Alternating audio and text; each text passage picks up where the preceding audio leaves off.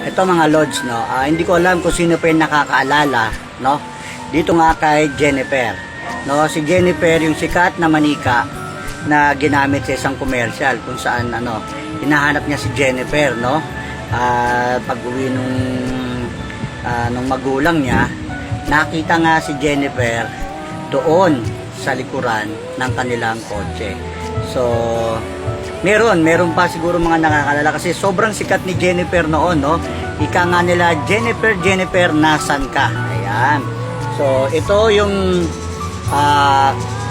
kahawig o kahalintulad nung Jennifer na sumikat sa isang commercial noon, no? So, hope maalala nyo at maraming salamat sa tumatangkilik sa aking mga balik tanaw item, no? Muli po, Jennifer, nasan ka? Yan ang ating balik tanaw item ngayon.